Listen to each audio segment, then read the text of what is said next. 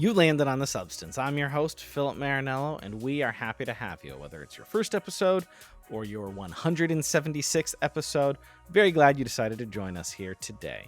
Here at The Substance, we're looking to have conversations that help us all better appreciate goodness, truth, and beauty.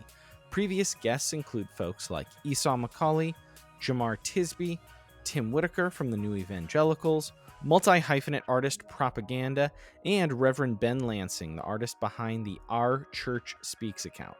This week, I was very happy to finally sit down with Reverend Joseph Yoo. I've been seeing his stuff on Instagram and TikTok for quite a while, and it was just wonderful to finally get to sit down with him. Like we mentioned in the episode, it's kind of funny when people have asked me, "Oh, like who are some of the next guests?" It's like, well, one of them's like a priest that's gone viral for being a decent person on Instagram and TikTok. But was really glad to finally sit down with him. He was a wonderful guy, very down to earth, laughed a lot. He's got a very cool office, so we talked about wrestling and Star Wars for a little while at the top there. But just an all-around wonderful time. If you're a regular listener, I do apologize for this episode coming out on a Tuesday instead of our regular Monday. Just like a little while ago when we had Easter on a Sunday, we just had Mother's Day. I feel like sometimes when we have holidays on Sundays, it's a little bit harder to get that episode out on time. I will work on that.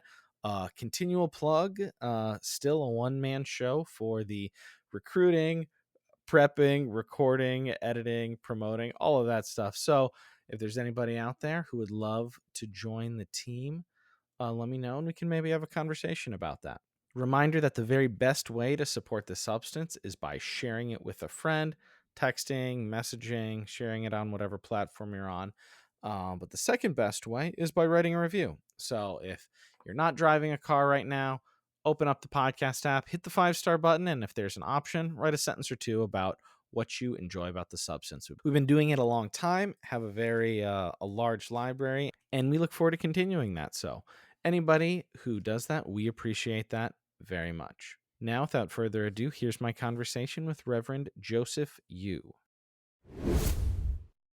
All right, Joseph, really glad we were able to get this on the books here. Welcome, man. I'm excited to talk to you. Thank you for having me. I appreciate the flexibility. Sometimes with folks like yourself who have schedules that are subject to change, it can be a challenge, but really glad we're able to do this. Well, no, you're the flexible one. I just don't like trying. I try not to do these things in the evening where my family's home, and then my son is always just standing out the window, just watching me at my door. So it's just easier when everyone's not at home. Man, oh man, no, I recently did a lot of short interviews for a project that listeners can probably find on the feed previous to this. And on a couple of those, I had my little kids come. I got 2 little boys who coming downstairs trying to talk to me. I'm like, come on, man. Like, this is literally like 15 minutes. Let me knock this out here. But yeah, love. So this is maybe not great podcasting here. Listeners can't. This is not really for their edification. But is this the home office here? Yeah, this is my little office at home that I try to work out of here and there. Love it. Is that a legit WWE belt? I mean, like it's the replica one. So I have 2 WWE belts hanging, the old title, and then Andre the Giant's title, which is above my left shoulder, and Very then nice. a team autographed jersey of the Houston Dynamo because we're season ticket holders. I've seen a lot of your posts on that. I'm not a big soccer guy, but I know it's getting bigger here in Kansas City. I know we've got Sporting KC is big. Sporting KC. And the ladies, the KC Current, I know is getting pretty hot as well. So I'm excited to have them. We got 2 great stadiums, but I do need to check some of that out. So are you a big wrestling guy? I am. I've been for a long time, and then I got a reason to watch it when my son was getting into it, and so we got to knock a couple of bucket items off the list here because we got to go to Survivor Series and Royal Rumble. Those Love are 2 it. big. So and now Raw is supposed to come back in town in July, and since the Rock's company took over, well, I guess this is everything. Just tickets are like way expensive. Um, I think we sat on the floor of Royal Rumble for like $500 total, 250 each, Wow, floor and that was seats? 2020. Dang. Um, to get floor seats at Raw that's coming up, it's 700 per person. I was like, okay, buddy. I did my son is on the autism spectrum, so he doesn't know quite how to read everything quite yet. So like a lot of times, if I don't tell him, he doesn't know. So I was like, I'm not going to bring up the fact that WWE is in town because he's not going to find out. Yeah. Hopefully not. Yeah, that's why. Well, I guess maybe also in 2020 they were just trying to get people in the door. Yeah, I mean, and everything was relatively like I don't remember concert prices being the way it was 5 years ago either. Than like today, like some concert tickets are ridiculous. But Like it they're is Texas. I guess Texas probably is like, screw it. Like, we'll have live events during COVID. oh, that's true. I was like, the 2020 of it all may have had something to do with those Well, the prices. Royal Rumble happened right before Oh, the was that the shutdown. beginning of the This year? was in Okay. January, Oh, and okay. so this was all before. But Got it. you're right. If we didn't, we closed for like a For day. like a weekend. Yeah. Well, then, no, that's cool. I love seeing your posts, and we'll get to that in a little bit. But I like when folks have platforms who are in the quote unquote like faith leader category who also have a bit of personality. So I do like seeing your interests and stuff like that. It's humanizing and I think very helpful.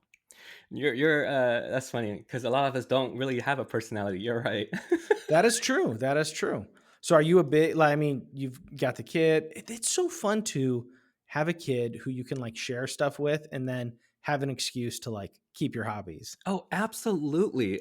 He's the reason, or he likes soccer because, you know, I'll say this: the cheapest tickets in sports probably in your town would be the Sporting KC. I would Yeah, I assume. think it's either sporting or our like amateur like NFL feeder, NHL feeder hockey team. Like those are always easy to score. Yeah, so like I had this weird like people have American dream like immigrants have like American dreams. One of my American dreams was like to be like a season ticket holder to a sports Oh, yeah, yeah, yeah. That's franchise, definitely growing up as a kid, it was always cool, like, something oh, like that, right? season ticket holders. Yeah, so I got this opportunity and I was just looking at it and you know so our season tickets 17 home games for 2 tickets were right behind the goal. So we're like Heck front yeah. row is 1500 a season.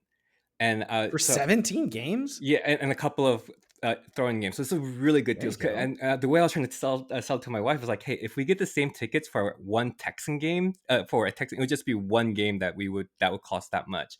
So I'm like, think of the value. And I was like, think of all the fun that Nathaniel would have. And she's like, fine. I was like, yes, but it was really for me because I And you wanted to can do bring it. friends, or if you really want to, you can sell some and make some of it like, you can do all Oh, of we that. can't sell tickets here. No one Oh, wants to you buy those can't? tickets Oh, because okay. we have the Rockets, we have the Texans, and we have the Astros. Okay. So those are the three that takes up everyone's space.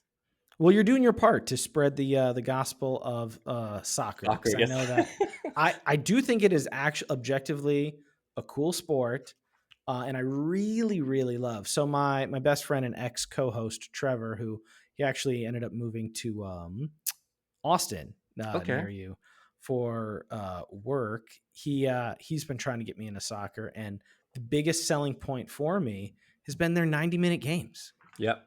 Like, I'm not a huge professional sports guy, but in KC, the Chiefs are very exciting. I watch Right. a lot of the Chiefs games, but that's like friggin' 4 hours of my day. 90 minutes. Like, that's amazing. Yep. And then no commercials, no breaks. It's just straight for that, and then you have a 15-minute half, and then you go straight. And So like the league structure, like I didn't even know about like the promotions and the demotions and all that. Like that's well, kind of that's just in exciting. England. That's just that Oh, doesn't that's not happen. here? Yeah, there's too many. There's not enough money involved. I think they want to go to that thing, but it's fascinating in England because the two worst teams gets relegated, and then two best Yeah. teams from like the I guess farm league whatever would get promoted. And it is. I mean, like think about if that worked in the NFL. Like let's get rid of some of these teams and like promote Alabama or a college team or Bro, something. See that how they do. would that would be exciting. That would be pretty exciting, I think. So yeah, are you a pop culture guy at all? I mainly see sports stuff on your Yeah, no, feed or hip hop. I'm a huge pop culture Sometimes I think I know more about pop culture than I know about the Bible. Uh, and Well, and we are so steeped in it, steeped in and both. yeah, I mean, I remember I remember like when Princess Diana was tragically died. I called my mom. This was way before we had like cell phones, whatever. And I was like, "Hey, Princess Diana died." She was at church. So I called the church phone to talk to her because I thought this was a huge thing. And she was like, "Why do you pay attention to these things? This is like gets you nowhere and all that stuff, whatever." Just giving me a whole lecture about how an unimportant celebrity life is, all that Oh, stuff. geez. And but like it's the pop culture reference and my joy of it that makes me like I think more relatable. And I was able to write a whole book based upon pop, like dedicate a whole book, a chapter of a book dedicated to like pop culture and why and all that. So um mom doesn't know everything. I remember the Princess Diana death because my birthday is in early September and it just ruined my 8th birthday party. That's all anybody was talking about. And I was like, well, this is cool. This is real fun. I'm sorry that your birthday was It was ruined. like, yeah, my 8th birthday party turned into a funeral, I feel like. Anyway, I asked you about pop culture. One of I put it out on various socials, like, "Hey, having Joseph Yoo on. The hour's going to go fast. Any questions?" And tongue in cheekly, one person said, "Ask him what he thinks about the Star Wars prequels," because we just had May the 4th, like a week or so Yeah. ago, and then the Episode 3 re-release and all that. Where are you on Star Wars, the prequels and the sequels and all that? Okay, so the prequels came out Early late 90s to mid 1999. 2000s. I have I made a front page of Reddit like 7 years ago because I shared a letter that I wrote to George Lucas Oh, about asking about the prequels. you'll and have and to send me the link to that. I'll put that in the show notes. and no, I don't want people to know my username. Oh, okay. Got it. Got it.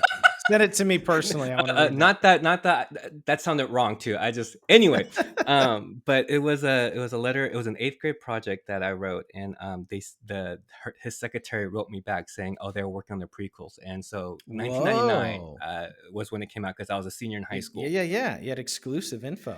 And so, well, they didn't give us a days like they're working on it, whatever. It was anyway. Um, I remember just being thoroughly disappointed from 1999 to I guess 2004 when the prequel trilogy ran its course, and like all the hate that was thrown to uh, uh, oh my god, I can't think of his name. Jar Jar. Jar Jar, thank you. uh and just like like Jar Jar was so disappointing the way that it was presented.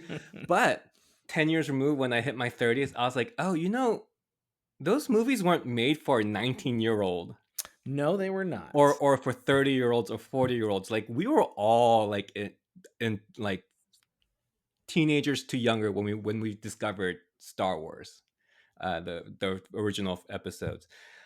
So hindsight removed, it's not as bad as I thought it was when I was experiencing it live.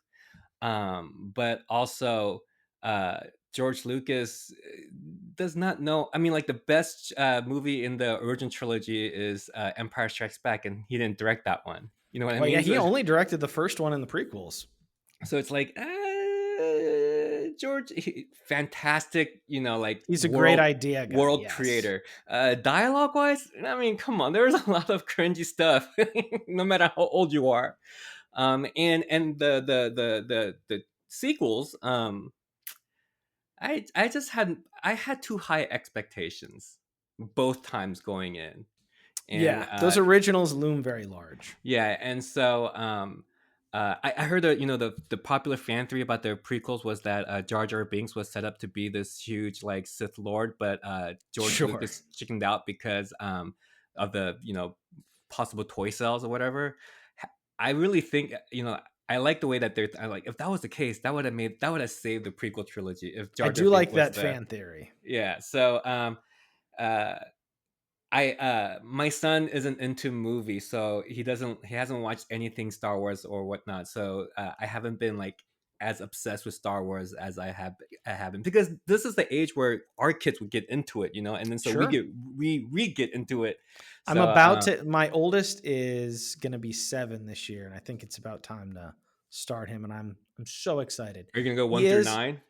no. Start always original release Yeah, order 4, for yeah. any media ever. If you go 1 through 9, then literally like the whole big thing that the whole series turns on is like the redemption of the soul of Darth Vader is kind of like spoiled. Yeah, that's true. That's true. I think it's insane that people, I mean, if you have seen it all, sure, but I think it's insane that people recommend people watch that for the first time in chronological order. That's insane. But yes, I mean, I know that that was kind of a joke question that they put out there, but yeah, I want to like the prequels. I was young.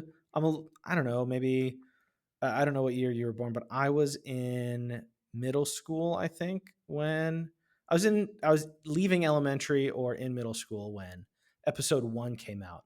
Loved it. Kind of liked episode 2 and hated episode 3 cuz I was getting older and I was like, ugh. Oh, But the last half of episode 3 is my favorite part of the entire prequel trilogy.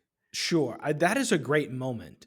But not like I want to like the prequels much more than I do. I kind of agree with you. I feel like they're just kind of poor movies. Yeah. Like George Lucas, like he could have wrote like a treatment and kind of like the arc of 1, 2, and 3.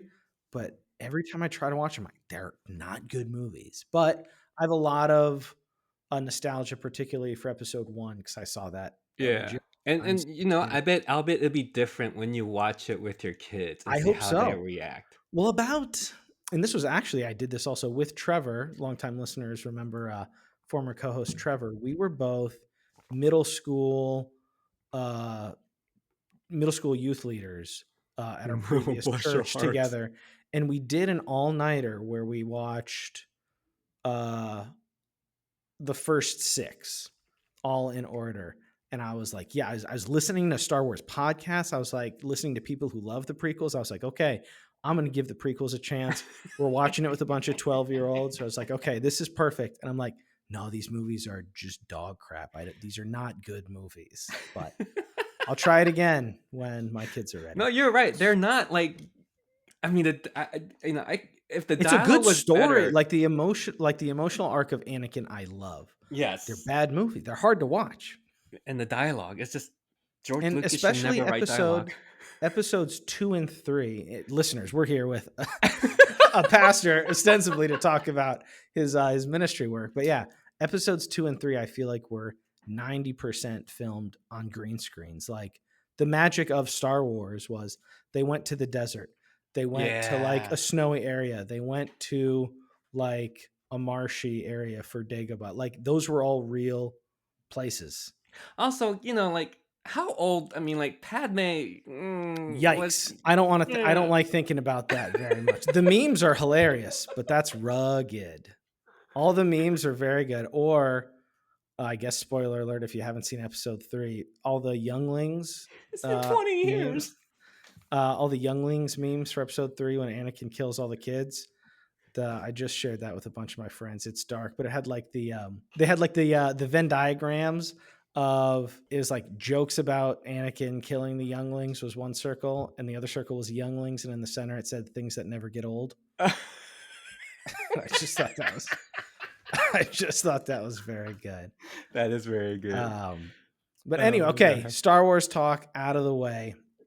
Feel free if you have any other thoughts. Yeah, I'm excited to show my kids, and I really want. I like it's X-Files. Like I want to believe. I want to be a fan of the prequels, but not there yet. So Joseph Joe, do you go by both? I go by either. Okay, you don't dislike Joe. We'll see how Joe fits. Joe, I'm sure some listeners will have seen your work, maybe read your book, followed you on Instagram. One, before I even get this, I'm starting like 3 trains of thoughts here. It's kind of hilarious that when people are like, oh, who are you talking to this week? I'm like, well, it's kind of weird to say, but there's an Episcopal priest that's kind of blown up on Instagram lately that a lot of people are.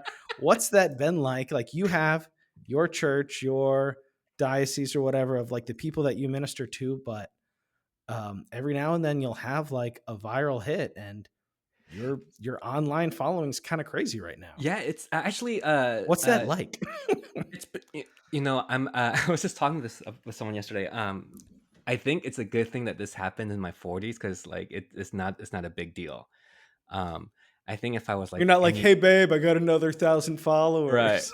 Well, whenever certain celebrities with the blue check mark like my stuff, then I screenshot and send it to my wife, and she's like, "Really?" Um, but I had a pretty good following on TikTok first, Okay. and Not on TikTok. it was always weird, like how something about my whatever I was putting out was resonating with people. And usually, and in TikTok, it was a kind of like a made up scenario that went massively viral for me. And but then like that's where I started getting my building my platform and following then. And then something happened. I think part of it is the elections. I think part of it is this Sure. year. But I don't know what happened, but in at the end of January, I had 21,000 followers on Instagram, Oh, and then wow. at the end of February, I had 40, and then now I think I'm in Now you're like 80 80, something. 90. Yeah. Yeah, so, I don't think I'm at 90 yet, but it was like I just don't know why or how or what, but I do know that, once, and I think I've been I got on TikTok, in 2021, so I've been, like, doing this kinda thing for, like, 4 years, and I've been telling people, once it starts feeling like work, I'm done, like, I don't need another You don't wanna job. be a content creator. Right. I have a real job, but the thing about this Instagram and the thing about the social media stuff is it gives me an outlet to do something that's within completely my control, which I didn't realize was important to me, but it is important. So like I'm more free to say stuff on my the minute and a half videos than I would do in front of a church on a Sunday morning. But I want to say these things, but I can't say this. So I'll make a video out of it, whatever. So it's been this nice little creative outlet that gives me enough like free time or joy to not, to distract myself from the real work I have to do and whatnot. So like really, once this part starts feeling like a drag or a chore, then I'm like, I don't need, I'm good with the work that I actually have to do. Well, I'd love to hear what your thoughts are. I have kind of a thought I wanted to bounce off you and then kind Yeah. of briefly get to some of your bio before we talk about some of your actual work. So, I've seen with you and a number of other people who I follow or I've observed, like, I think that genuinely, like, people en masse, like, want to, maybe this is a little bit of a reach, but I think something in the neighborhood of like people in general want to have leaders, whether they be spiritual, governmental, community, like they want leaders to be like kind and thoughtful and respectable and respectful. Like they want to have leaders be decent people so that when there are faith leaders who they're not saying things that are extreme or are crazy out there, they're just like, oh,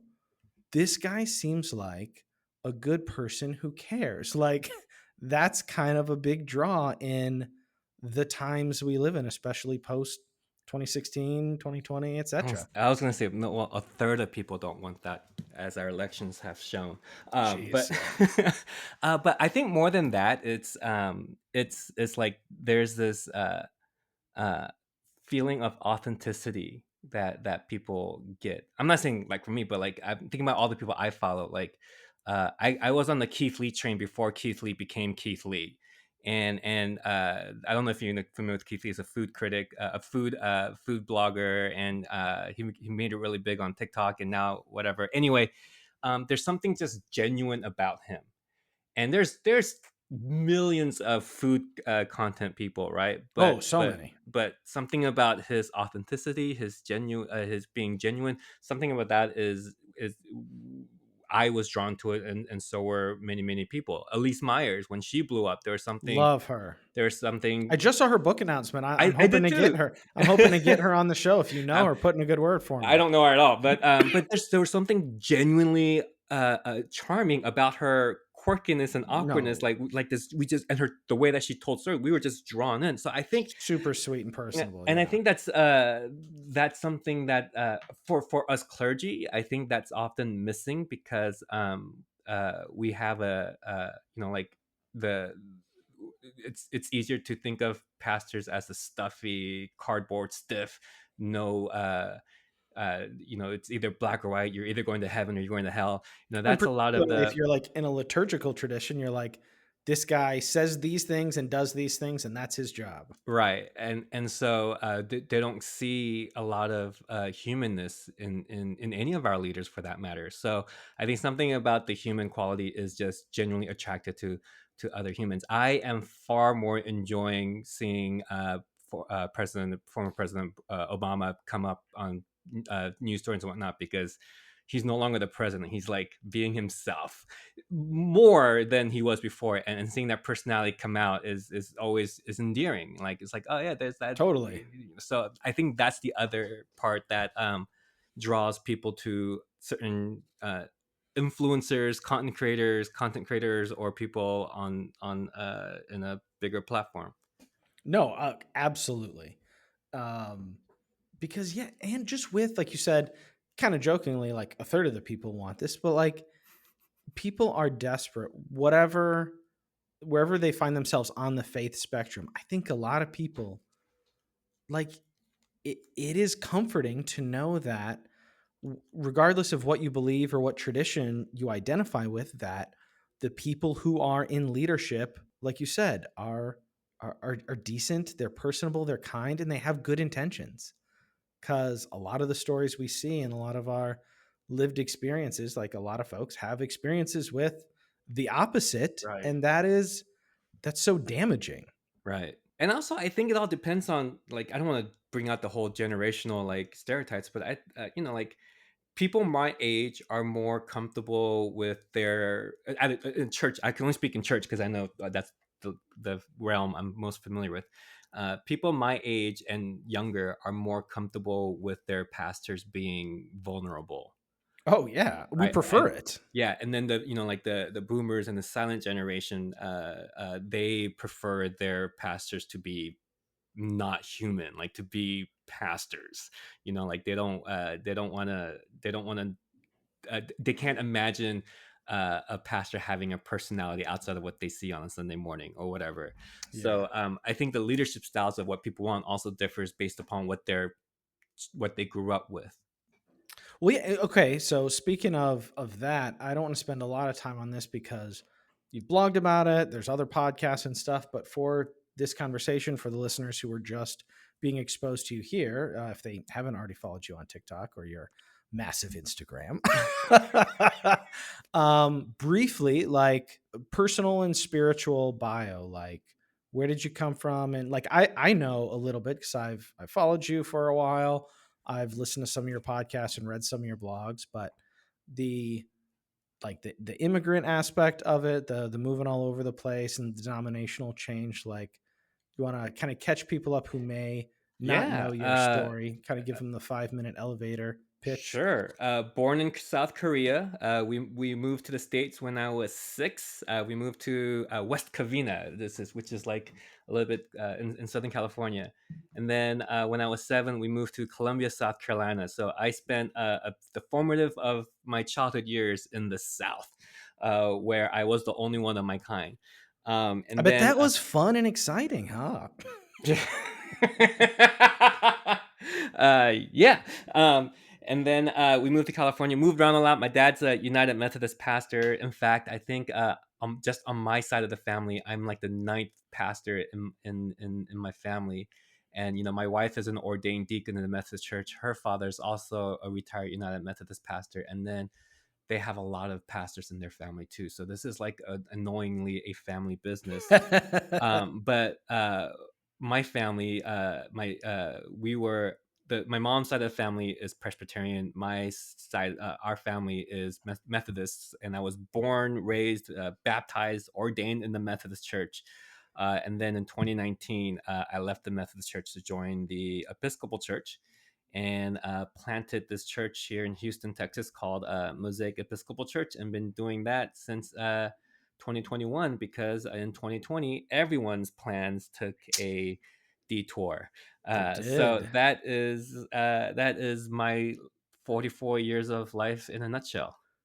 What was the denominational change like? Because I've heard you talk about it some, but I mean, and not just the denominational change, a denominational change in ministry with the intent of planning a church in the denomination that you had shifted to. Yeah, honestly, for those of you that are not familiar with the Methodist Church, the United Methodist Church has this itinerant system where you're sent to go, kind of like the military. You're like deployed to a church within the geographical boundaries. And I was being sent to a part of Texas that would not have been beneficial for my son, who's on the autism spectrum, nor would have been beneficial for my mental health, because Houston, in 2016, was the most diverse city in the United States. I think we're still one of the most diverse cities in the States, but I was being asked to go to a place where there was a 0.1% of Asian population. And I was like, I did not want to do that again. That's my South Carolina, like all those anxiety coming up. So I told the bishop I didn't want to go. It turned to this whole thing. And I was left to basically was going to be out of a job come July 2019. And the Episcopal Church threw me a rope, a lifeline, and gave me this opportunity. And honestly, at first, I was like, I'm not going to join another denomination, because I know the ins and outs of the United Methodist denomination. I know what works. I know the evils. You know, the quote unquote like whatever bad stuff. They're Yeah, the the devil, enemy. you I know. know. Yeah, Yeah, yeah. So I was like, I don't do that. But no one was giving me a job. I didn't know what real quality or real world qualities I have to offer, because I've been a church rat all my life. Like I grew up in the church and I worked sure. in the church. So like, Man, that is hard. Like that is something that I feel like. So I don't think I told you this before in our pre-show. I did a dual degree in regular college, Bible and English, but then I started the seminary track, and then I was like, man, no like way. I don't, and I didn't do seminary for the sole purpose. Actually, yeah, Trevor and I, my previous co-host, we both grew up in Florida, and then we moved to Kansas City to pursue seminary training in Kansas City. And then I was like, it's not like my number one main goal is vocational ministry. And I was just looking at all this stuff, and I was like, man, like, I don't think I want to get trapped here. Exactly. And you made the right decision. Like, no, literally, I don't know what, like, I think by default I have to go sell insurance, because I know how to talk to I did people. that for 1 year, and it was terrible. No offense to those who do sell insurance, but I didn't know what else to do, and no one was giving me a job, and so this thing was looming. So like, you know, I do believe that this was a divine intervention, so to speak, through the Episcopal Church. But and then I had to, once I joined the Episcopal Church and was talking about planning this community, I realized that I really needed it to be sacramental. I needed to, you know, be able to perform the sacraments. And in order to do that, I have to get ordained in the Episcopal Church, because my Methodist credentials don't carry over. Sure. Which is really weird, because, you know, like God doesn't have boundaries, but our, anyway, whatever. That is interesting. I mean, you need to maybe like make sure you're up on all the stuff and are performing. If you're an Episcopal priest, that you're performing an Episcopal service, but Right. I don't But imagine it's wildly different. it well, the anyway, similarities, but I had to go through another ordination process, but this one was a lot easier, and I think the bishop helped me out a little bit to make it as easy as possible. So I had to go. I went to two ordination processes in my life. Whew. Do not recommend. Relatively like back to back, it sounds like too. Oh, no, no, no! I was ordained in the United Methodist Church in 2012. Oh, okay. Or there's two ordinations. I was commissioned in 2008, and I was like made official Wow, into four 2012. years. They really put you through it. Oh, the United Methodist ordination is an ordeal. Average length is 5 years. Yeah. Oh no, no. The average length is 7 years, but you can get through it in 4. Jeepers, like, that's gotta be my word. That's Yeah, crazy. it is. And you don't want your priests, pastors, what have you, to be making crazy money, but I hope they take care of you well if you No, have to go it's through a 7. I no. don't think of pastors as being and it's a fine line too, right? Because I think that clergy should not have to worry about their family, like, they should be doing their job, but you also don't want greedy, untalented people going, well, I can't make it in the world. I better just try to join a church and catch a salary off of it. Like, there is that Right. fine line, but man, a 7 year process, like, no other job has a 7 year process, I don't think. Right. It's a heated debate. It was a heated debate in the Methodist Church, but and it doesn't do all the. It doesn't. We still get bad apples in the bunch. So Sure. and both exams in the both institutions, the Methodist and the Episcopal Church, like they tell you that it's as objective as possible, but it's impossible to be objective because people are when you're doing the oral exams, they're asking you questions. They're coming in with their own view of what a pastor should be and how these answers should be questioned. Yeah. So a lot of times there are contentious moments within ordination interviews because like it's a I've been privy to those sorts of things in the non-denominational world. That's where I came from. yeah. And yeah, a lot, especially the non-denominational world, is very wild, wild west because their whole thing is we don't have the creeds and the traditions, and it's like, oh, so literally we're all making it up every generation. Like, this is like an old boys club, like, hardcore, and that's how you have a lot of people where it's like, oh, my dad, friend, uncle, whatever, like, is a pastor and got me. And you have a lot of these guys and occasionally gals, but mostly guys who are just have no business there finding themselves in places of leadership. Yeah, I mean, it's very lucky that Joel Osteen is as charismatic as he is because he had no qualities except for that his father was the pastor. Yeah, I mean, he could probably do great on, like, the Home Shopping Network. Oh, he is. No matter how much I disagree with him, he is a very charming and charismatic person. Sure. That's hands down. I mean, like Have you ever met him? no, but I drive by his church a couple of times. It's a um, huge building. yeah, it's that's nuts. Texas has a lot of wild stuff. I've enjoyed all my hmm trips there, but yeah, it's a very interesting place. It's a very interesting place. Um, the one of, like, the big things that I wanted to talk to you about, kind of looking at, like, the content you've made and the books and, like, the stuff that you've put out there. One, and we've had several guests in the past on the Substance talk about this, but just the reality of doubt and how that is handled, like, how people are shepherded and counseled Mhm. to engage with doubt. And that's something that I would also say is probably, like, the way you have personally and publicly commented on and kind of, like, given widespread counsel on your platforms on that. I think that that is probably a big part of the draw because a lot of folks were raised, like, when you're raised in whatever sort of fundamentalism it is, you probably don't realize it. It's just like the whole fish with water thing. But the people who were told with, okay, like, we need to have certainty. Here is your certainty. Let me give it to you. And then as you get older, you brush up against reality and Yeah. you're like, hey, I thought we were certain about all these things. That don't seem to, like, I don't know how all these things jive together. And if it's all or nothing, a lot of people are like, well, it's certainly not all. So I guess it's nothing. Like, Right, right. I think that the embracing of doubt and the engaging with doubt, I feel like if that alone changed the way a lot of people who find themselves in leadership changed, like, a lot more people would feel a lot more comfortable pursuing things. Yes, but the flip side is if you allow people to doubt and ask questions, you can't control them. Totally. And let's I mean like church at our worst not even at our worst when we are not at our best it changes into control, right? Like Yeah. it's super easy that line between love and control is very very very very thin. for many of our church leaders. But I also grew up in the climate that if you were to ask questions, if you're doubting, it's because one, you're not praying hard enough, and two, it's because you're not being faithful. So go back to church and pray and pray and pray and pray the doubt away.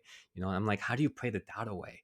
And it's very like 12, 13, 14, 15, your whole world is literally changing because your body is changing and everything. You have all these questions and about who you are and all that stuff. And the one place where it seems loving and accepting, you ask a question about, well, why does so and so have to go to hell? Why can't they be? And then all of a sudden you're chastised because you have the wrong faith or whatever. I mean, that's kind of like, that's a little damning, or that could be damaging and whatnot. So, I just, I, so I think it's a reflection of our education system too, where because I went through seminary just providing answers, my seminary was a means to an end. So like I just crammed. I was a horrible student because I can't tell you what I learned in seminary because I crammed. Once you cram after test, you forget everything. I Totally. just did everything to get the answers right so I can keep my GPA, so I can keep my scholarship and all that stuff. So everything about our education system is about providing answers or answering standardized test questions. And so I think that seeps into faith. So if we can't answer it, we don't know how to deal with it. So we try to control people the way they think. But the Bible is meant to wrestle with, not to just accept blindly. We're supposed to struggle with it. We're supposed to wrestle with it. We're supposed to ask questions. I read somewhere or was taught that in the times of Jesus, the rabbis would uh, understand how much their disciples knew a topic not by the answers they gave, but by the questions that they asked. Because if you Totally. really understand the topic, you ask more profound questions. But somewhere between then and faith in America, it's all been about don't ask questions, just provide answers. And then we've been providing the wrong answers. Like when an physically abused woman goes to the church to finally confide that their husband is beating her. They say, well, pray harder and go back to the family, go back to your Woof. husband because you Yeah. need to. Like we give out the wrong answers. So, I think I recently made a video about certainty is the opposite of faith, not doubt. Because once you're certain about anything, you don't need faith. Like if you have Exactly. all the answers, what's the point of Yes. faith? Right? Faith is trusting the things that within the midst of uncertainty. So if you're certain about everything, then you're the one that isn't as faithful as the person who's actually trying to figure this out and wrestle with it. No, I really appreciated that piece. I shared that with a number of people because like different folks feel different ways about like the terminology of deconstruction. But like, I think that is one of the big like keys of it. Like you don't, we're all evolving. Like whoever we are now in all the areas of our life is not who we were 5, 10, 20 years ago. So, I mean, we aren't necessarily going to change and grow. And I do think, yeah, that the curiosity, the pursuing the faith in the uncertainty, and like you said, trying to ask better questions and really just live it out. Because a lot of the folks that I see and observe, and some of the people who I know who feel the most certain, like I'm like, what are you guys like doing to like be the hands and feet of Jesus? Like the whole like, how are we living out the ethos Right. of the gospel? How are we doing that? Are Because it seems like a lot of folks are just happy to try to argue and beat people into submission to their favorite set of facts or And whatever. their answer would be, "That's what I'm doing. I'm winning people to Christ." Sure. Yeah. Famously, yeah. Jesus took all of his big crowds and he's like, here's the questions, here's the answer. And I think catechisms are good, a lot of the basic ones. But I mean, as we get into the more like complexities of things, like you can't just have, oh, here's the answer to that question. Right. Because The like you world said, doesn't work that way. and the Bible, I esteem the Bible very highly. I sometimes get accused of the opposite, but I I think a lot of people try to make the Bible something that the Bible It's not. doesn't intend to be. Right. It's not. It's never meant to be a science book. It was never meant to be a history book. Like, but we try to make it to a science book because we talk about how, based upon the Bible, the Earth is only 6,000 years old. And I'm like, oh, come on. Or even just like the answers to things, because people will look at like narratives where this and that happened. It's like, well, just because something happened, I would imagine that we could all relatively easily say, oh, just because something is recorded doesn't mean that that is a prescription for thought or behavior. Right. Certainly. Right. And when things are seemingly or actually contradictory, what do we do with those? Right. Like, it is just intellectually dishonest and immature to kind Yeah, of do but that, but also, it feels safe, right? but all, and it feels safe. But also, again, when you're trying to build a church, there, as a leader, you need to keep as much peace as possible. And so when you have people questioning the very foundation that you have built your church upon, those questions become very, very dangerous Totally. to your livelihood. But we don't think of it that way. We think of it as very dangerous to our flock. And so what I mean, like, we often, when we feel that our community is threatened, we go out of our way to make sure that threat is eliminated, Yeah, and right?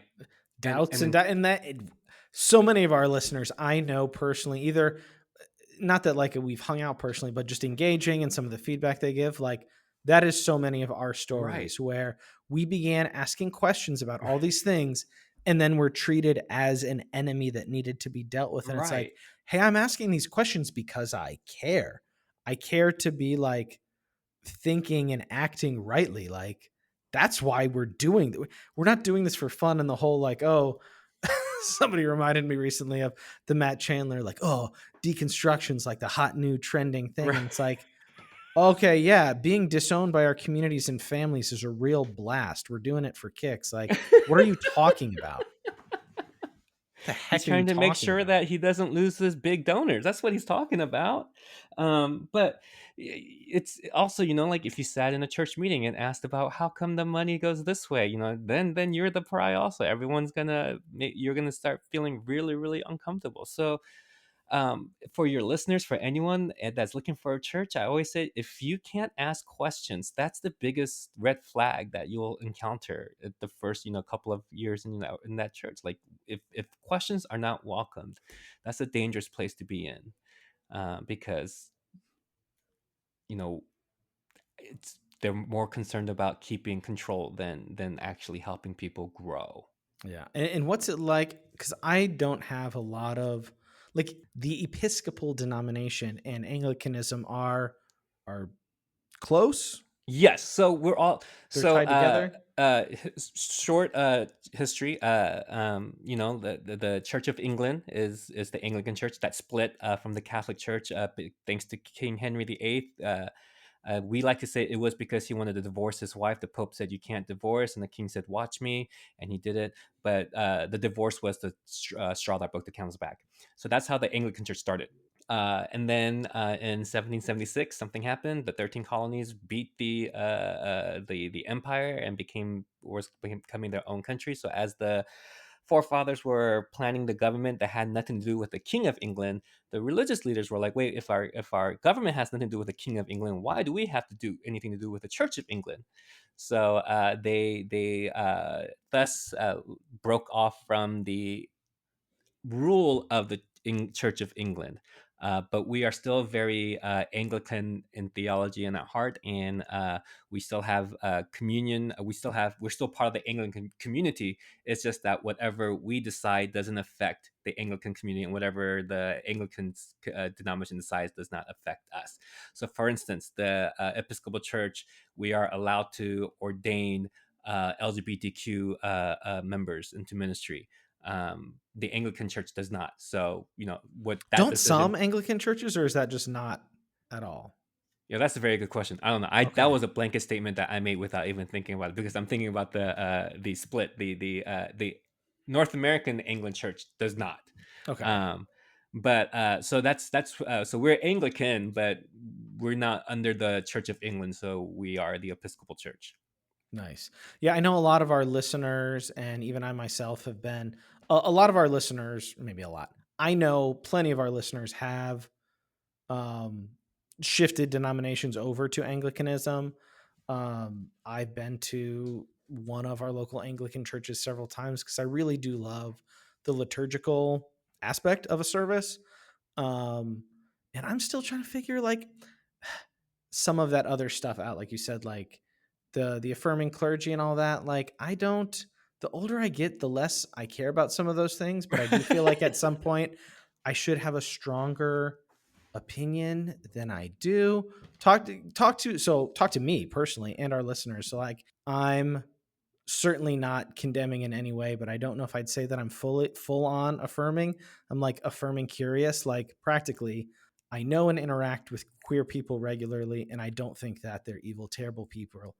But I was just taught and raised this way, and the principles that I was taught to like some point I understand them, but then I also looking at the biblical text going, okay, like these passages could also very clearly mean these other things translation wise, and just pragmatically there are a number of arguments that I'm like, oh, like I don't think that that is malicious or like out and out wrong. So what was your journey on that? Because I'm sure that Yeah. growing up super conservative and switching over, like that was probably a bit of a journey for you as well. So, not knowingly, I went to a very progressive seminary, very liberal seminary, and I went there because I got a full ride.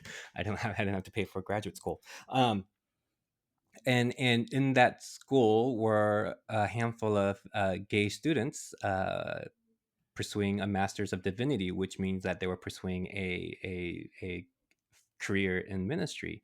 And I remember the first couple of days of school, I was like, do these guys know that they're not allowed to be here? Like, what's going on?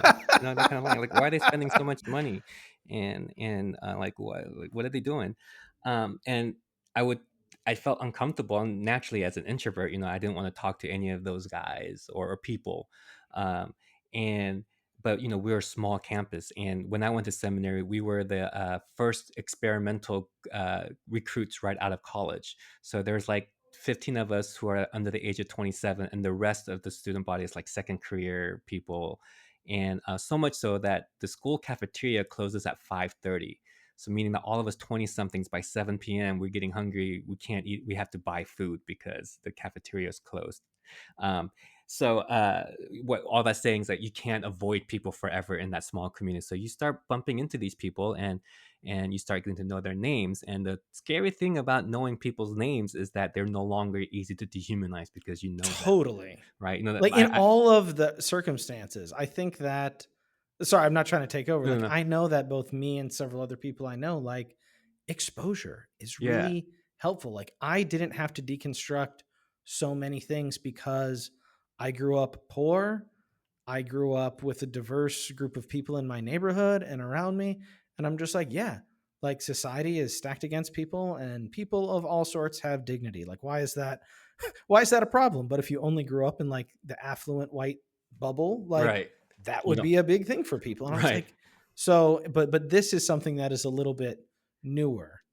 So like you start talking to people, and then I started making friends with some of the gay students, and one of them lived a couple of doors down my room, and I was like, okay. And then I started realizing some of these people are far more dedicated to serving God than I am. Like not only are they working at one of the students were working half time at a church, half time at the bookstore, but still made time to go protest and to be an ally and to be I was like this person is Walking the walk. doing 5 different Christian faith walks, and I'm just sitting here watching him, right? Like, and being judgmental because he's gay. Um, Sure. During that week, I had to write a sermon based upon the lectionary reading, and this is all before like we went down and start talking about like the breaking down the Bible scholastically, academically, and whatnot, and how that really does change the notion of how you view a lot of the way that the Bible is written. This is just, pure like experience. I'm talking about the experience of what led me there. And the passage of that week for the lectionary. And for those of you who are not familiar, a lot of mainline denominations uses what's called the Revised Common Lectionary, and it's just 4 readings, uh, uh, uh, uh, prescribed readings. So like each Sunday is set with 4 readings, and that week happened to be the New Testament reading happened to be Acts 10, which is the story of Cornelius. And I remember just thinking like, okay, all up until Acts chapter 10, if you read the Bible from the order that it was written, all from Genesis 1 to Acts chapter 10, we have so much laws about how a Jew is supposed to interact with the Gentile. One of them being you don't break bread with a Gentile, right? There's Sure. lots of rules. And Peter even says, as he's entering Cornelius's house, that we're not supposed to do this, basically kind of like I just want y'all to know that I'm not supposed to be here. And something just like it just struck in me, like, here is God who started this whole movement with just one man by the name of Abram. And from that point on, it just seems like this reach, it's going this way, like just getting wider and wider and wider and wider. And for millennia, for many many centuries, Israelites were the only ones, right? They were the chosen ones. They were God's chosen people, and it was going like this way. And then all of a sudden, we have the Pentecost, and everything starts breaking wide open, and the doors get the pathway of God's love gets wider and wider and wider and wider. And at some point, like, who am I to be a gatekeeper of this love that seems to be going crazy and crazy and crazier? And as I was trying to write the sermon for the assignment, I happened to catch a Billy Graham quote. I don't know who he was talking about. The way that it was presented to me was he was asked about homosexuality, but I don't think it was. I think it was something else. But his response was, "It's God's job to judge. It's the Holy Spirit's job to convict, and it's my job to love." And so when those two things, those Acts 10 story and Billy Graham's saying that our job is to love, I was like, well, it makes sense to just, like, it just makes who am I to try to gatekeep God's house? It's not even my house. So Joe, let's that's just a viral post waiting to happen. Like, Billy Graham helped me become affirming. Like, that is gold right there. Oh, you're right.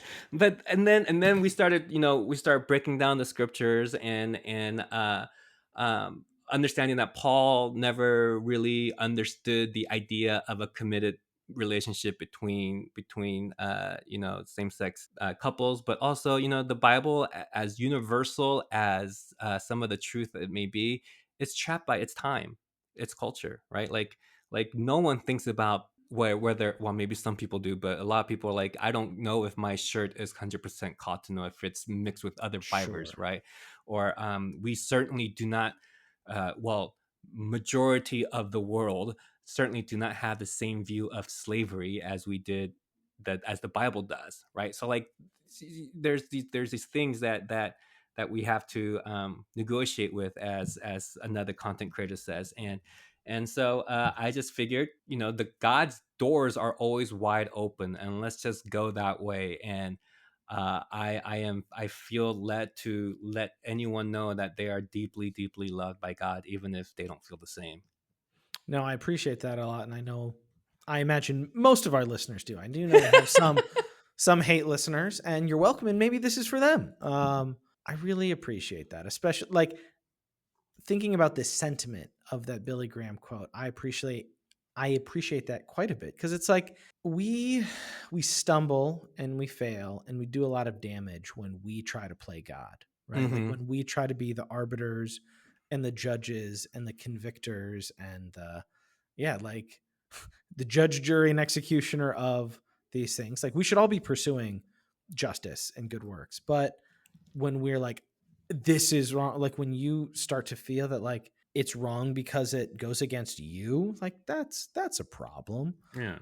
But no, I thank you for sharing that. I really do appreciate that. And yeah, the people are harder to dehumanize I was gonna say I up met a close. farmer, and he was like, we don't name if you're gonna slaughter the animal, do not give it a name. So I was like, Totally. yeah, I never thought of it that way, but yeah, that makes sense. Well, and the whole thing too to me is almost a little silly because it's like, what, like, is the goal to not love and to reach out to people? I don't know. It's It's such a like weird, like, thing, and a lot of the people who are so bent out of shape, like, that's their number one thing. You're like, where's your moral outrage about all these, like, other clear, explicit things? And you don't just want to do whataboutism, but it's like, it's just such a weird hang up I feel you like know so many people have. when I was in Santa Barbara, California, I was that was my first church I got to minister. I had the privilege of ministering by myself, so I was like the pastor, the only pastor on staff. And we were wrestling with the community as whether or not to become a reconciling ministry, which in the United Methodist Church back then was the United Methodist had a very strong and open stance against the LGBTQ community.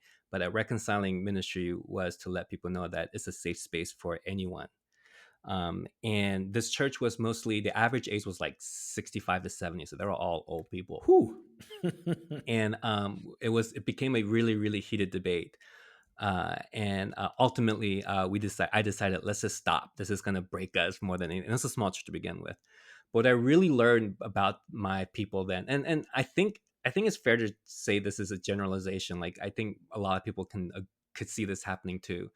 Is that these 70 to 80-year-old people who were taught a certain way for 70 to 80 years of their lives are now being threatened to undo something that they've held onto for more than I've been alive. Totally. And this is deconstructing back then, but we didn't have that word. Sure.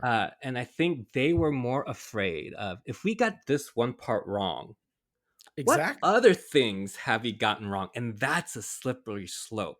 Yeah. And people would rather dig their heels and die on that hill than go down that slope. And that's what I learned about my people. Like, if they started quite if I force them to question this about themselves, it's going to unravel too many things that they don't want to unravel. Now, I don't think they're aware of that, right? Sure. So, Oh, but almost certainly not, right? yeah, but like that's how deconstructing starts. You ask one question, and those questions lead to other questions, and then you have to sit back and say, okay, what is it that I really believe, and start building up. Oh, when people tell me that they want to go to seminary, I tell them this. I was like, hey, there are three outcomes of your time in seminary, because each professor's job is to take a hammer and just smash whatever you came to believe in, right? And there's three outcomes of that. One, people I've seen people just leave everything smashed and walk away. Like, oh, ministry and God wasn't my space. That's like I can't reconcile this new information and all that stuff. The second outcome is I've seen people pick everything up and put it back exactly the way it was, but with extra reinforcements. So they leave even more fervent about how they came in. And then the third option is you just rebuild everything with old, new, and you just make into a new mosaic theology, whatever, right? And deconstruction is, getting that thing shattered. And some people reconstruct, right? Or some people just completely walk away. But that like Matt Chandler, whatever his name is, saying, oh, it's a section thing. No, it's a painful thing, because you're going through this identity crisis, because you were Truly, part of that's this a church. it is an identity You were crisis. part This was your identity for as long as you've been alive, or as long as you believe. And some people, even if they believe for 6 years, they go so all in those 6. It's so fervent, it's so like hard that they go in, that it becomes them. And so once that thing starts unraveling, you don't know who you are. Totally. And that is a like Matt Chandler probably forgot his teenage years when he was trying to figure out who he was. Like, those are painful years, because we're trying to learn about who we are. Think about doing that again in your 20s and your 30s and your 40s. Like, it's not a fun And thing to think do. about it in, like, while we do, talking for people in the US, like, while we, like, big picture, the US is a very affluent place, but a lot of the support structures and systems and wealth and, like, the benefits that actually, like, make our lives healthier are tied to these power structures that we're like, wait, like, they affect lives unless you're extremely independently wealthy. Right. Going through deconstruction it is an identity crisis, which is enormous, but it also practically challenges just about every aspect of your life. Yes. Your Your network, social, yeah, your exactly. economics, your childcare, your like everything about your life. If you truly are like, hey, I'm questioning these things, and if the opposite is like, if the other folks are like, well, you're only welcome here if you're Right. perfectly aligned with all of us on all these Right. things, then that is an identity crisis on top of Right. It's a just tremendous loss. That's no yeah, that these people who are against it don't talk about. You're right, because if most people who deconstruct from a church is a very controlling church, and once you start deconstructing, you're a dangerous person. So you're people are asked to ostracize you. your So you slander. I mean, I'll speak for myself. Like, I don't love talking about it because I know a lot of people there, but like, and I don't think they meant ill, and maybe I'm just whitewashing it, but I genuinely don't think they realized what they were doing. I want to be gracious. Like, our previous church absolutely objectively like slandered my wife and I in crazy ways. And right. like, I've known these people for years. My wife's known them for way longer. And Yeah. just because we're like, we're not sure about some of these things, we'll happily step back and maybe find a place that's a better fit for us. Crazy things were said about us. Well, they're afraid that you're contagious, right? Like they're afraid that what bit you and your wife will bite other people, so they gotta Well, and contain we it weren't right alone. away. I know a lot of our other friends and people we knew, like of various age demographics, like the way people were talked about when they left was like very kind of shameful. Like, Right. honestly, kind of crazy that these people who, in some ways, I'm like, these aren't awful people. They've just kind of bought in really hard on the system that is damaging, that they don't even realize is Yes. damaging. But then this is how Yes. they treat people who they've decided to other. Yes. And like on Exactly. a dime too, because you like when you're in, you're like, oh, you're totally in. But then you're like, I'm not sure about this. They're like, you're dangerous. Right. Which is exactly what Jesus would have done. Yeah.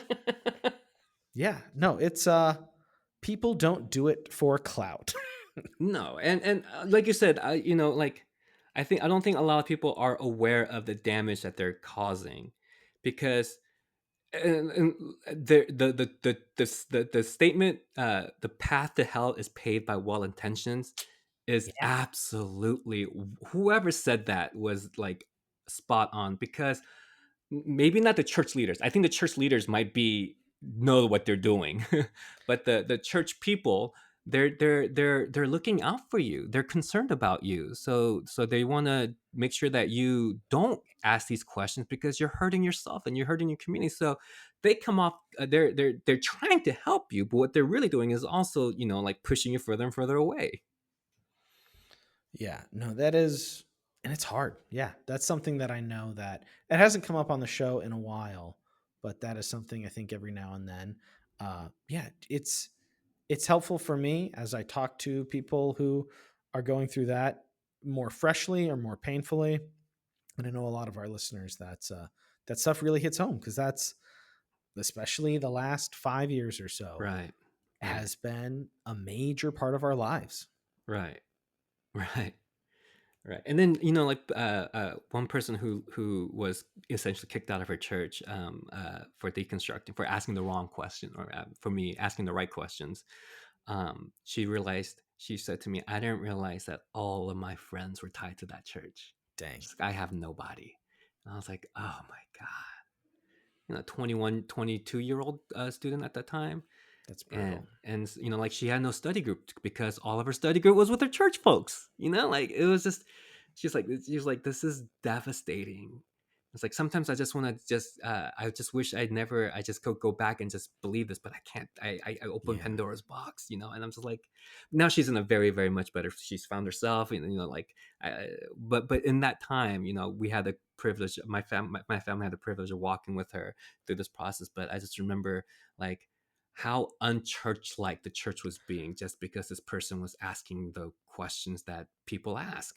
And that's so hard for me to swallow. It's just so preposterous, like hard for me to even like process that it's like you have somebody who's like, I want to follow God and I'm curious about these things.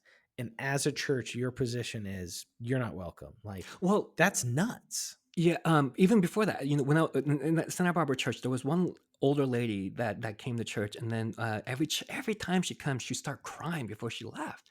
And finally, I got to talk to her, and she was telling me her stories. And she was part of this church and somewhere else. She she was part of like she helped plant that church. She was a layperson. She was there. Her and her husband like literally built parts of the church. Like they helped Oh, build wow. where this is like in the 60s and 70s. They were they were founder members. They were top donors. They were faith. They served in every single aspect of the church. Chaired every single committee that could be chaired. Whatever. Led this Bible study, a Sunday school class, and then it turned out that she was in a very very abusive relationship for most of Dang. her marriage. And she finally had the courage to take her two kids and get the hell out of that house, right? Like she left her husband. She was gonna and she filed for divorce and all that stuff happened, and she was finally free and she was safe. But her church that she helped build completely turned their back on her because of the divorce, right? And Oh the my, Sundays. like divorce was worse than, Well, this was oh the my 70s. gosh. So Sure. Oh my so gosh.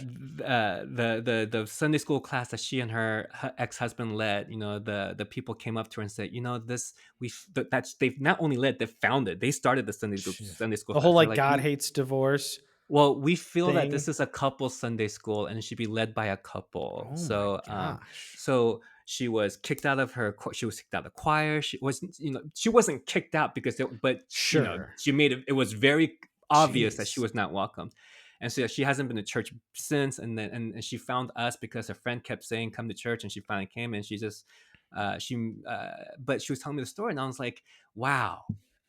Like she helped literally build this spiritually, emotionally, figuratively, literally helped build this church. And because she had the courage to leave a toxic and dangerous situation, her reward is she lost all her social support, because she dared to choose to be safe. That's nuts. So it's just like, you hear these stories, and there's a lot of repentance that churches have to do that we just choose not to. Oof. Well, On that I'm note.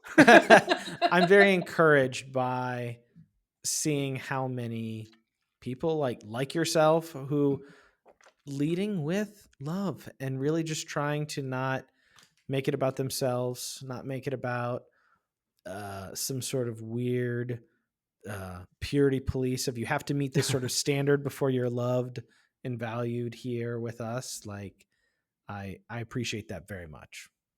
And let's just, like, nobody is perfect, and I am now at, come to a point where I realize that like I don't ever intentionally try to cause harm, but now I'm very fully aware of how unintentionally I can still cause harm. So one of my favorite quotes, and part of a lot of the unintentional harm also comes from the unrealistic expectations that people have for their leaders and pastors and whatnot.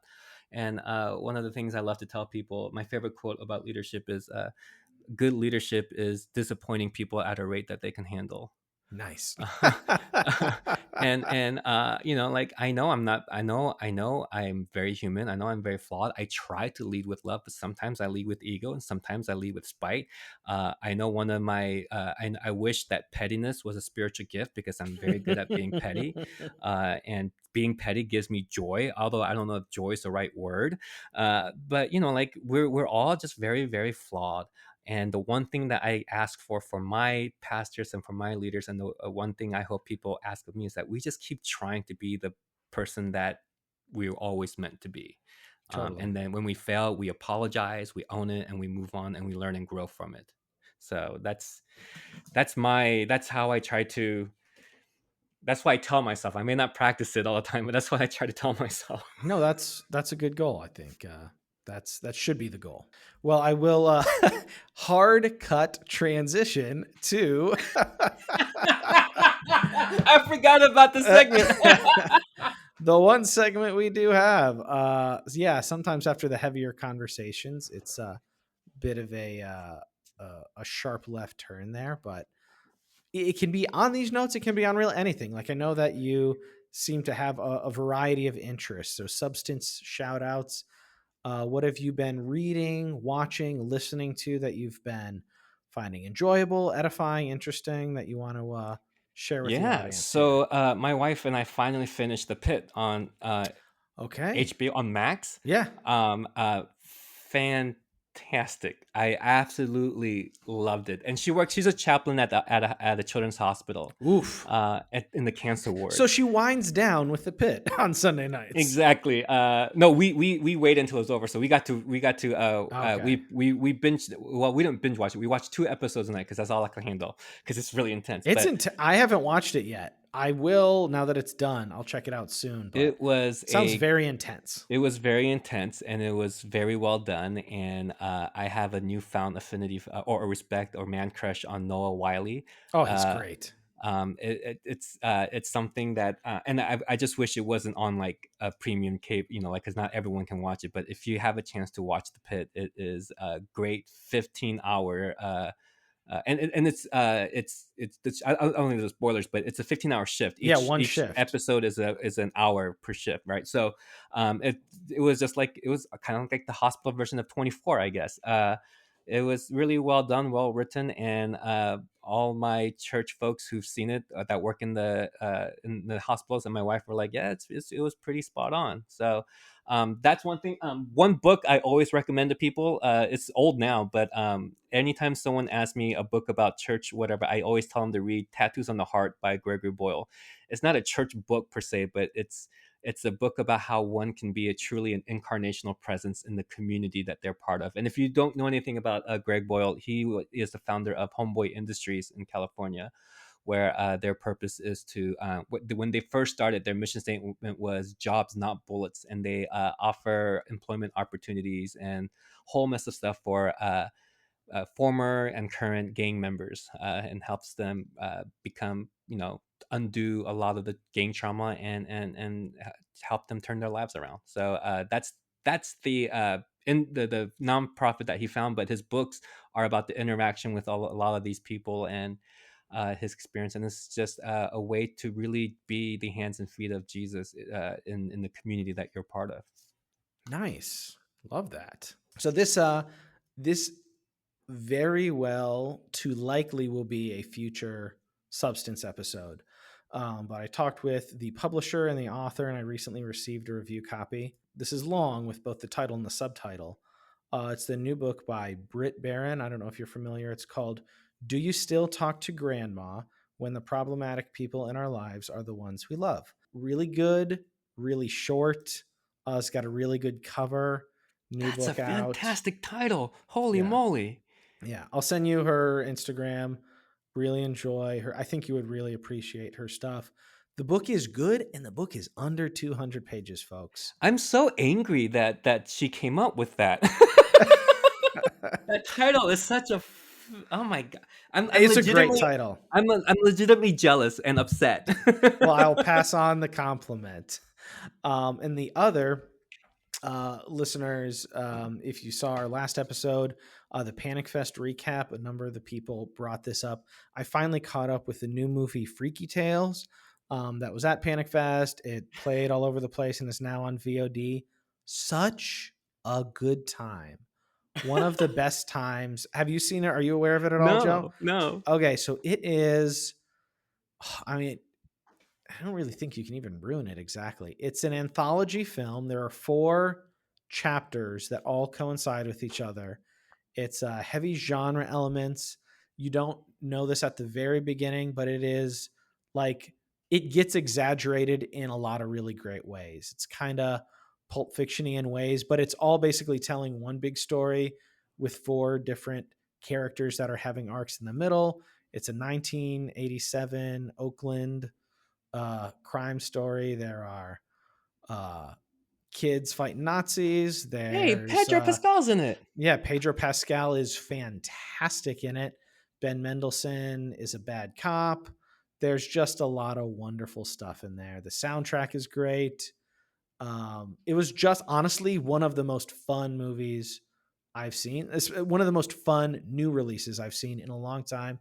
It's on VOD now. You can rent it for, I don't know, $7 or $10 or whatever. But Nice. I'll probably actually buy that one. I don't buy a ton of new movies. I buy a lot of like the boutique Blu-rays, like the re-releases of the old stuff with all the special features and stuff. But Eh, I'll probably grab Freaky Tales when it comes out because Random question, great not random, time. but kind of going like, have you replaced your? Because I have bought like some same movies, like DVD, Oh, then the totally. Blu-ray, Yeah, yeah, and yeah. now on Apple. Like, have you Oh, replaced some of yeah. your movies on digital? Totally. Well, and a lot of the movies now that come out, they're great. They come with the free digital copy, the little sheet that you can scan in on your I digital haven't bought a library. DVD in like 10 years, so I wouldn't know. And one of my friends just sent me the meme where, like the guy walking with his girl, but he's looking Yeah, yeah, backwards. Like yeah. it's all the different formats of physical media, but the final one was the guy was walking and his girlfriend was labeled 4K and he was looking back at VHS because it's kind of coming back again like final. And literally in the last month, I've probably bought like a dozen VHS tapes. No So way. that is me. I'm getting and then actually the new Freaky Tales, like the special edition 4K Blu-ray, comes like in a And then little, novelty VHS box because it's uh, like a video store plays. you young people don't know what the clamshell video covers, the cases, the Oh, clamshell cases. yeah, the young ones. Yeah, no, it's love physical media. We should do more. We should have like a physical. I think on our substantive cinema episodes for another segment, we should start doing like a physical media corner because I do love it. But yeah, Do you have I vinyl? Do you think have a vinyl connection I collection? do. Yeah, yeah, yeah. Uh, I was on vinyl 10 years ago, kind of when it started to come you're back, like a and hipster. I found a great old but in great condition CRT TV with a built-in VHS player. So now I'm gonna No get my basement way. set up. I got You're because I didn't hilarious. want to buy a lot of VHS tapes until I have like a TV with a player that I know works. I'm not gonna go buy a bunch of VHSs. But last week on Facebook Marketplace, I did just get the first 5 or 6 Nightmare on Elm Street VHSs on Facebook Marketplace, and I Are you gonna was get the VHS so happy. rewinder? The little No, machine that rewinds them. honestly, yes. If I find one that works, I will because I don't want to burn out the Uh, TV if I that's can help it. But right, yeah, right. Oh my god. Are we back in the night? What is going on? I watch a lot of Blu-rays and 4Ks, but for like horror and genre stuff, I want to get like a fun VHS stack. That's awesome, actually. That's really cool. Well, Joe, man, it was great talking to you. Would love to have you back. If you want to ever do a substantive cinema episode sometime, just let me know, Sure. man. I'm game for whatever. Thank you. Thank you. I know you had your book a while back. Do you have anything recently that you'd like folks to tell folks to take a look at? Nope. Just Was your come last follow me book on. the Saints one, or do you Yeah, have when the another Saints go one? flying in, Yes. it's only available on Amazon. But I try to write fairly regularly on my blog, and everything is my name, josephyou.com, because I guess I'm self-centered like that. I don't know. No, it's great when you can just use your name. I'm the exact same way, and it's easy. I don't have to come up with something Right. that I think is clever, but in 5 years has me cringing. It's just my name. I'm so glad that like AIM, Messenger, and all my old Yahoo stuff is dead and gone, and nobody can see that now. Oh my god, you're revealing your age. Yeah, Aim. Oh my god. what a time that was. Well, anyway, Joe, thank you, man. I really appreciate what you're doing. I'll put all the links in the notes there. But yeah, just genuinely thank you for putting that out there, and thank you for not becoming a content creator for keeping your clerical role actually uh, the most important. Thank you. There you have it, folks. My conversation with Reverend Yoo, or Joe, I guess. That was such a good time. Really enjoy him. He will probably be back. He's a big movie guy. May hear him in the future on a substantive cinema episode, or just maybe next time he has a book out or something. Really enjoyed speaking with him. Like we said at the top, best way to help us is by sharing the show, telling a friend about it. Do you have any friends who are disillusioned with bad church experiences that are not uh, inclusive and authentic? This could be encouraging to them. So, and we appreciate everyone who shares this show personally with the people in their lives. If you want to help the show materially and got a couple of bucks, I know the times are hard, not asking anybody for money where it doesn't make sense. But if you have a couple bucks and want to throw it in the tip jar, just say, hey, appreciate you guys. Keep it up, or appreciate you guy right now. But and the message that our guests have that we're getting out there, if you appreciate that, want to throw a couple of bucks in the tip jar or a lot of bucks, I won't stop you. You can do that on Cash App at $the Substance Pod, and we appreciate that as well. Our 2 previous episodes were our Panic Fest recap. That was a wonderful time talking with filmmakers, local folks, people who were involved with Panic Fest over at Screenland here in Kansas City. That was a great time. And then before that, we had our pal Zachary Lee over in Chicago talking about Ryan Coogler's feature film debut, Fruitvale Station. And I will say, if you watch Sinners and like it, absolutely go check out Zachary's piece with Ryan. That was very, very good. Next up on the show, we should have another substantive cinema episode. Because of the schedule, it will not be coming out next week, but the following. This week, I am prepping to record an episode with the Cinematic Doctrine podcast on Toby Hooper's original 1974, The Texas Chainsaw Massacre.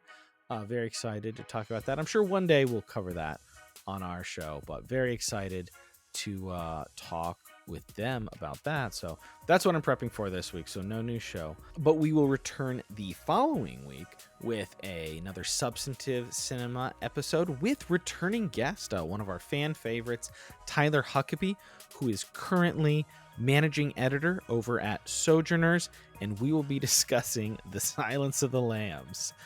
Favorite of Tyler's, a favorite of mine.